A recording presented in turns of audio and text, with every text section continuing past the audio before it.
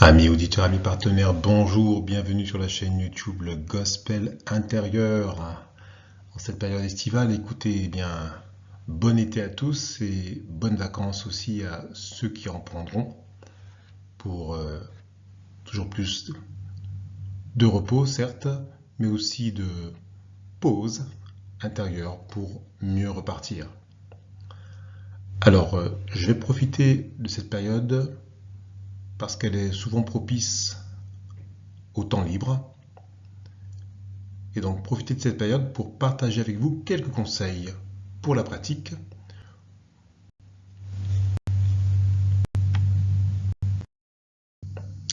Conseils pour une pratique toujours plus authentique et donc plus efficace. Tout simplement parce que, comme vous le savez, sur le plan spirituel, les vacances n'existent pas et donc autant profiter de ce confort a priori auquel attacher les vacances pour parfois se poser et faire les choses avec plus d'aisance intérieure.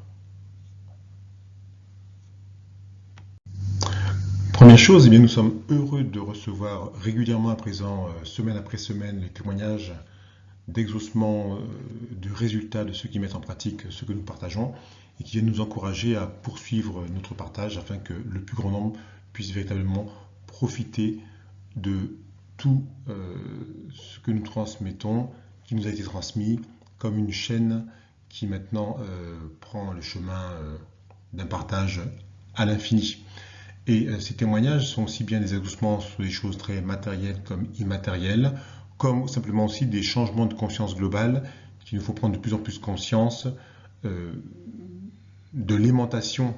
que nous créons par notre mise en pratique. Et parce que je le suis, autrement dit, parce que je proclame par la pratique ce que je suis et que je prends de plus en plus conscience de ce que je suis, eh bien, tout ce que je fais conduit à ce que je devienne, ce que je dis dans un éternel présent. Autrement dit, plus je prends conscience de ce que je suis, plus spontanément ce qui m'habite dans un éternel présent prend le chemin de la manifestation. En effet, comme vous le savez, nous pouvons demander, nous pouvons bien sûr avoir des listes de prières ou de méditation ou de demandes. Certes, nous sommes d'ailleurs légitimes à demander les choses bonnes, agréables et parfaites, de préférence évidemment, parce que le reste, si vous voulez, ça peut être un peu plus compliqué à gérer quand ça revient. En tout cas, voilà, sachez que de toute façon, l'enjeu final de cette mise en pratique n'est évidemment pas de prendre ces choses-là pour une sorte de distributeur de bénédiction ou de distributeur d'exaucement. Bien sûr, nous passons par la case « je mets en pratique, donc j'ai des résultats qui viennent m'édifier et me donner confiance de ce que je suis », comme un oiseau qui prend son envol et qui, au bout d'un moment, prend conscience parfaitement qu'il sait voler.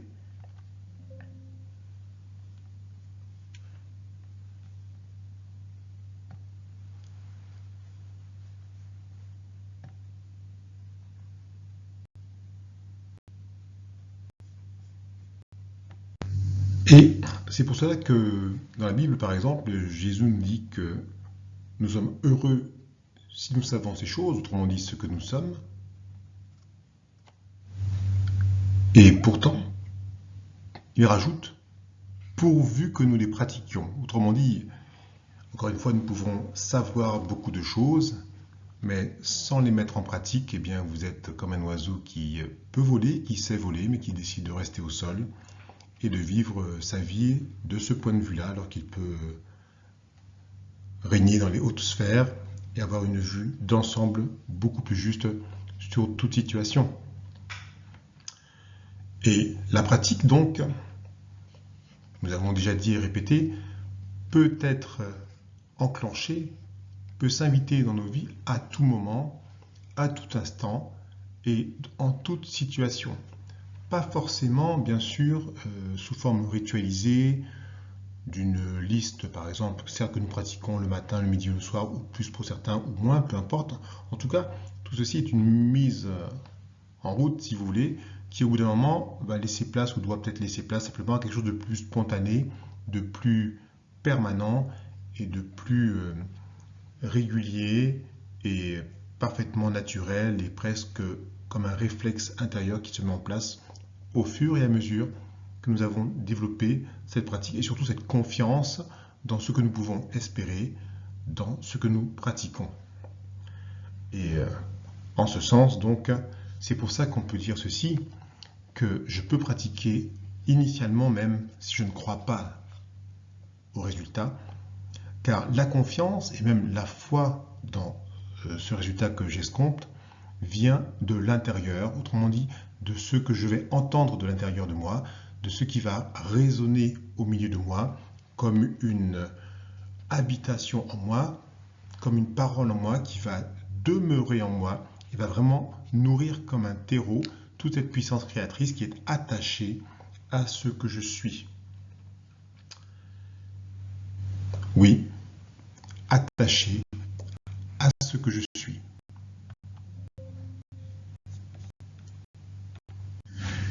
Et si dès le début de ma pratique pour un sujet donné, j'ai déjà confiance dans le résultat parce que je suis déjà nourri par d'autres résultats que j'ai eus, d'où l'intérêt des témoignages personnels à l'égard des résultats obtenus auparavant, ou même des témoignages qu'on reçoit des autres qui nous mettent en confiance, qui nous font permettre d'espérer que nous aussi nous pouvons y arriver, puisque cela est ouvert à tout le monde, eh bien, nous pouvons aussi avoir des moments où nous sommes déjà en confiance, même si pour l'instant le résultat n'est pas là. C'est même parfois préférable, certes, mais encore une fois, nous ne pouvons pas forcément avoir confiance dans ce que nous demandons, surtout au moment d'adversité où toute chose qui se manifeste vient, comme qui dirait, parfois nous écraser et nous semble nous rendre les choses encore plus difficiles. Et donc, il faudra toujours se rappeler que la véritable nourriture de cette puissance qui est en nous, de cette présence qui est en nous, est de pratiquer. Et c'est pour ça qu'il est écrit que ma nourriture, en tant qu'être spirituel, ma véritable nourriture est de faire selon ce pourquoi je suis fait, selon ma nature esprit, autrement dit de pratiquer par l'esprit. En se rappelant toujours que toute chose déjà manifestée, encore une fois, ne nourrit en moi que ce qu'on appelle le vieil homme, l'être commun, et que le but de cette nourriture, c'est justement de rendre de plus en plus vivant, présent, et presque dans toute son expression pour déployer ses ailes intérieures en moi, de ce divin en moi que je nourris ainsi simplement en l'invitant à faire ce pourquoi il est fait naturellement, autrement dit, marcher par l'esprit. Et c'est dans ce sens que du coup, il faut comprendre que cette vraie nourriture, c'est la pratique. Ce n'est pas de se gargariser de préceptes moraux, même si la morale c'est bien, de bonnes actions, même si les bonnes actions c'est bien, ou de bons sentiments, même si les bons sentiments c'est bien. Mais il faut encore comprendre la source véritable de la manifestation de ce que l'on escompte, qui est dans l'esprit. D'ailleurs, cela est en relation avec ce que nous appelons, ce qui est appelé la règle d'or, qui est que on nous invite à faire aux autres, penser aux autres, ou même à toute la création, en termes de choses qu'on aimerait nous aussi recevoir. Donc, effectivement, dans le bon, l'agréable et le parfait le plus souvent. C'est en ce sens, effectivement, que parce que je le suis, parce que je nourris en moi le bon, l'agréable et le parfait, parce que je l'invite dans toute mon expression à m'habiter en toute chose, parce que tout ce que je reçois est comme qui dirait transformé, et comme qui dirait métanoïa, autrement dit transformé, pour être orienté par la lumière vers des choses bonnes, agréables et parfaites, dans ce qui est de la manifestation, aussi bien des choses matérielles qu'immatérielles en particulier.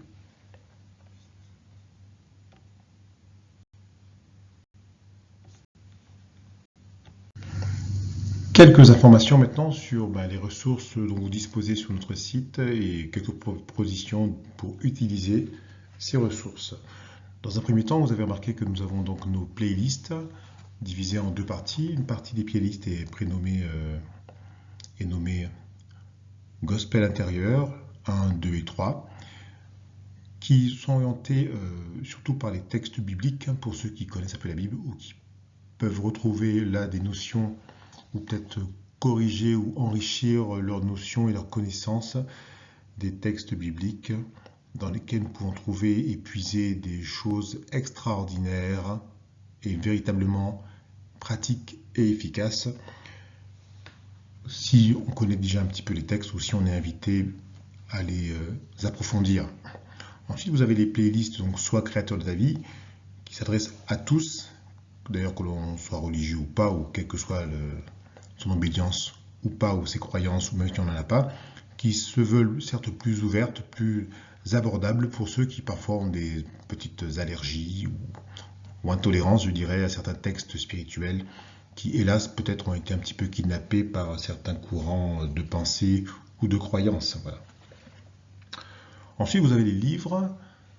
tous les livres qui sont disponibles sur les réseaux Internet. Voilà. Ces livres reprennent ces conférences qui sont en ligne de façon bien sûr plus scripturaire pour ceux qui préfèrent lire des bouquins plutôt que d'écouter, bien que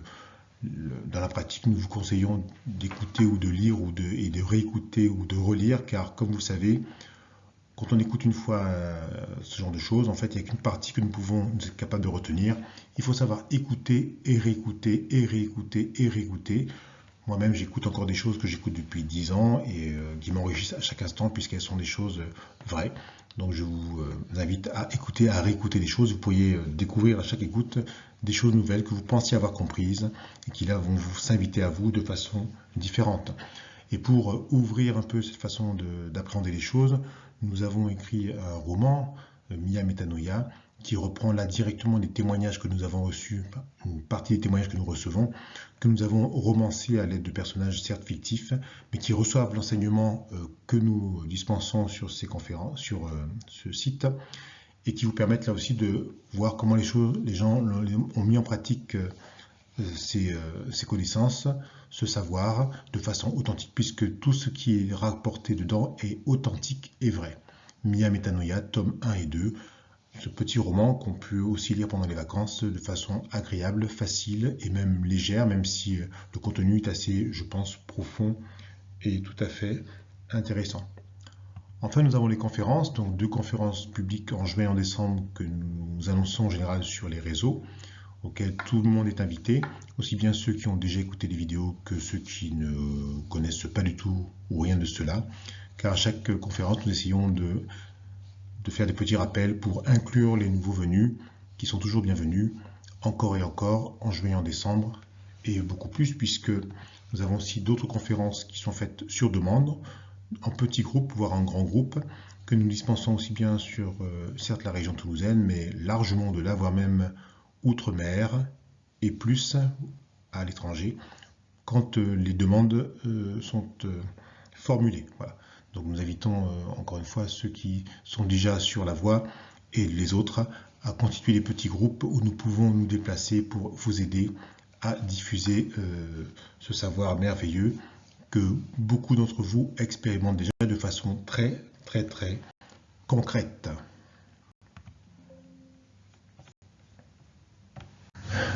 Nous allons maintenant parler de ces 2 secrets pour persévérer dont nous avons déjà parlé auparavant, mais qui méritent là peut-être des précisions pour vraiment avancer, car parfois persévérer est vraiment un souci pour nombreuses personnes,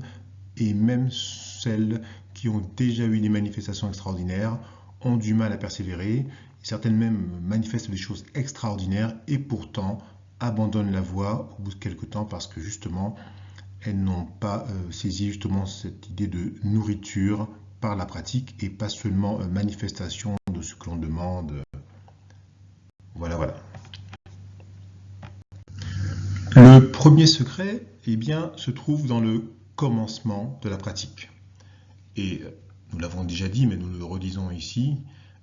il est très important de multiplier les sujets de pratique. Alors pas forcément sous la forme d'une liste de 10 000 pages, de 10 000 sujets, même si ça paraît une forme très scolaire, mais assez efficace, moi je trouve, mais bon, chacun a sa façon de le faire. En tout cas, il faut être ouvert sur le fait que toute chose qui se présente à nous, qui n'est pas peut-être dans l'ordre agréable, bon et parfait des choses, est une invitation à la pratique. Donc il ne faut pas forcément croire que vous ayez besoin d'une liste de sujets que vous cherchez, que vous posez, voire que vous inventez, pour comprendre que tout ce qui se présente en conscience à l'intérieur de vous et qui paraît peut-être peu agréable peu bon ou peu parfait est une invitation à pratiquer, autrement dit à faire métanoïa, dès que vous recevez l'information. Et c'est important donc dans ce sens que il ne faut pas croire que tout d'un coup vous aurez une attitude intérieure qui apparaîtra d'un coup, qui va faire apparaître cela. Au début, il faut le faire de façon effectivement peut-être mettre la machine en route, j'ai envie de dire, pour que ça devienne quelque chose de régulier, un peu à la manière d'un jardinier qui a d'abord un terrain en friche, qui défriche le terrain et qui commence à planter pour voir un jour prospérer un saint jardin. Et puisque nous sommes des agriculteurs célestes, il faut comprendre que le jardin dont nous disposons est un champ infini, que les graines que nous plantons sont elles aussi libres. Autrement dit, nous avons la liberté de choisir ce que nous plantons et qu'il faut avoir en tête l'esprit de permaculture, dans le sens que plus nous plantons de choses différentes, plus elles s'auto-stimulent, ou même elles s'interstimulent si vous voulez, même si elles ont des vitesses de pousse très différentes. Et il faut savoir que c'est justement ces vitesses de pousse très différentes qui viennent justement nous encourager, parce qu'effectivement dans un jardin, si vous plantez les choses et qu'il ne se passe jamais rien, vous perdez l'espérance, vous perdez l'espoir et vous souvent laissez tomber le jardin. Alors il faut effectivement planter des choses qui apparaissent rapidement, des couleurs, qui donnent des couleurs, des fleurs, ce que vous voulez, tandis que d'autres choses vont prendre des années, même si dans la graine que nous plantons, il y a une promesse énorme à laquelle nous nous attendons. Donc, d'abord, ce que je plante, bien sûr, est en soi le sujet de ma pratique, quand je décide de m'y coller, consciemment ou même par invitation intérieure.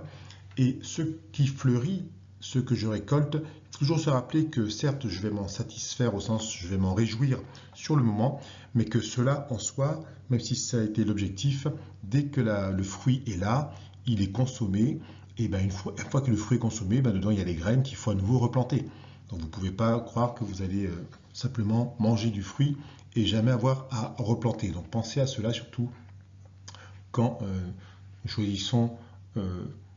vraiment de semer encore et encore. Savoir s'encourager vraiment à replanter de multiples sujets, même ceux qui s'invitent à nous. Ensuite, dans ces sujets, il faut savoir que, comme dans un jardin, vous avez des plantes qui, d'une certaine façon, peuvent se planter facilement, qui donnent des résultats peut-être plus facilement, et qui ont des résultats, des floraisons intéressantes, certes peut-être jolies, mais qui ne sont pas forcément la pièce absolue que vous voulez voir grandir dans votre jardin.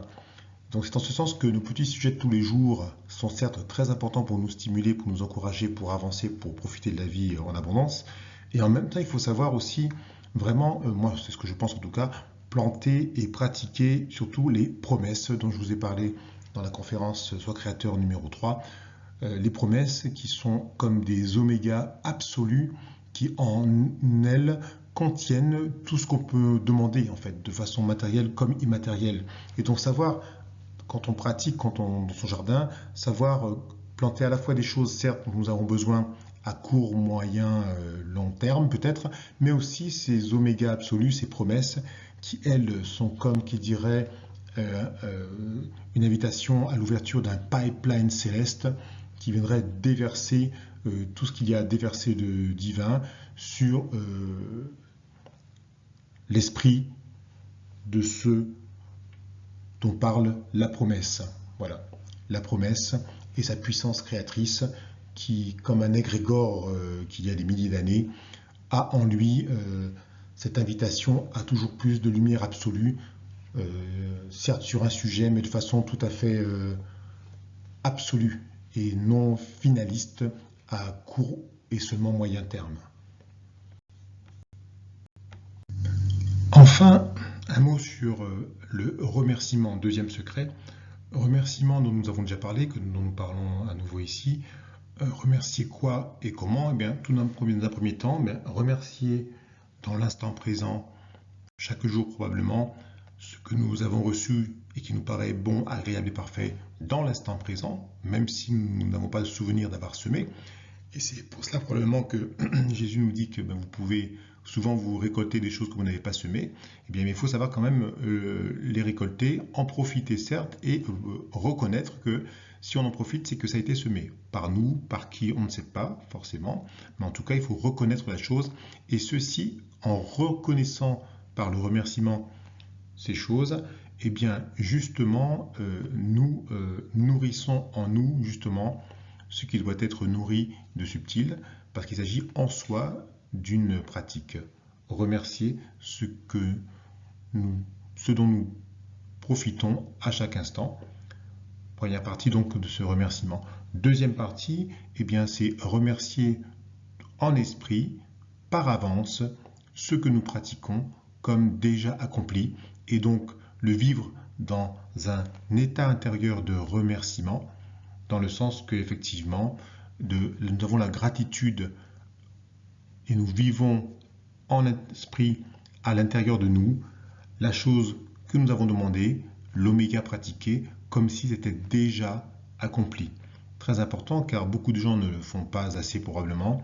et pour en profiter pleinement. Donc le remerciement comme deuxième secret à pratiquer pour voir s'accomplir ce que son cœur désire. Eh bien, fin donc de ce petit message. Encore une fois, bon été à vous. Profitez de cette période parfois d'accalmie pour ceux qui en ont, ou même simplement de pause pour ceux qui peuvent en faire une de façon intérieure, pour pratiquer toujours, écouter, réécouter ou lire, en tout cas persévérer vers ce chemin qui vous ouvre à toutes les possibilités, quoi que vous en fassiez, en tout cas dans le bon, l'agréable et le parfait pour vous, vos proches, vos lointains et toute la création. À bientôt.